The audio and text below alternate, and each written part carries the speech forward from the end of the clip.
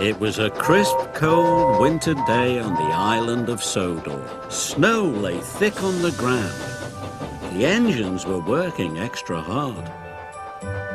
James was pulling the slow goods train. He had stopped at a signal. Percy pulled up alongside, carrying the mail. "Hello, James," said Percy.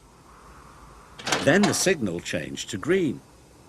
"Goodbye, James," whistled Percy, and he was off in a flash. "I was here first," grumbled James. "Why do I have to wait?" "The mail train is more important than slow goods," said his driver. Later, when James stopped for water, Thomas was already in front of him. "I have to go first," said Thomas excitedly. "I'm a guaranteed connection." "Everyone has a more important job than me," grumbled James. "Nonsense," said Thomas. "Everyone knows you're a really useful engine." But James wanted to be an important engine too. Later that day, the Fat Controller came to see James. "You must take coal to all the stations on the island," he boomed. "If the fires in the waiting room go out, the passengers will get cold and complain. It's a very important job," he added. "You can rely on me, sir," said James proudly. The Fat Controller left. James was excited. "An important job," he said happily. "Ha," sniffed Gordon. "It's only a load of coal after all." "Nonsense," snorted James. "I am going to keep the passengers warm. What could be more important than that?" And he wheeshed over to the water tower. But there was a queue at the water tank. "Come on," he steamed impatiently. "I have an important job to do." "Wait your turn, bossy boiler," said Thomas. James felt too important to wait, so he didn't. James rushed to the coaling station. He met Edward waiting at a junction. Edward was looking bothered. He had too many jobs and was feeling puffed out. "Can you take these slate trucks to the quarry?" Edward asked. "Sorry, Edward, but I can't," puffed James. "I've got the most important job on the island." And he chuffed grandly away. James arrived at the coaling station. He buffered up to the coal trucks and was on his way.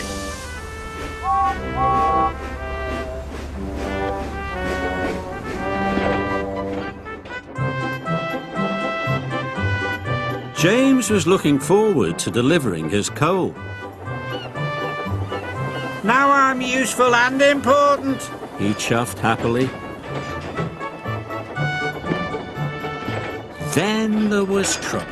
James puffed harder and harder. He went faster and faster. Then he began to feel hotter and hotter. "I don't feel well," wailed James, and he had to stop. "Your water tanks have run dry," his driver told him. "We'll have to wait for help." Just then, Edward pulled up beside James. "Please, push me to the water tank," pleaded James. "I'm sorry," Edward puffed sadly. "You wouldn't take my trucks to the quarry, and now I'm running late with my passenger train." And Edward steamed away.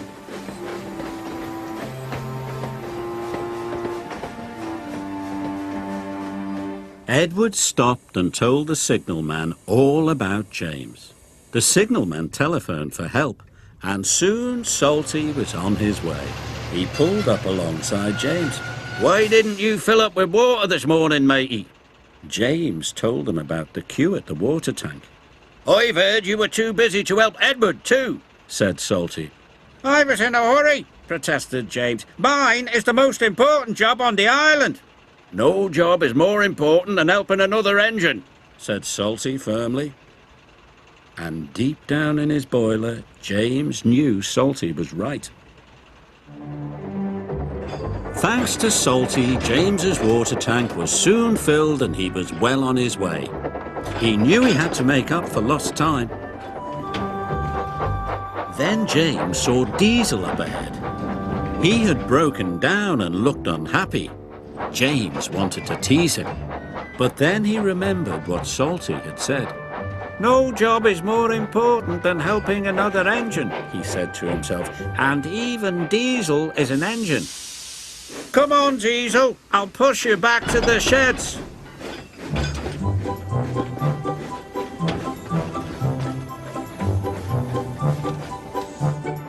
Pushing Diesel and pulling trucks was hard work. At last, James got Diesel to the repair yard, but he still had to deliver his coal.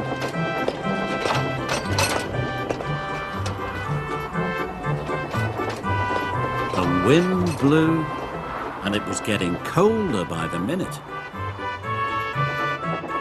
James steamed all over the island, delivering coal to the station waiting rooms.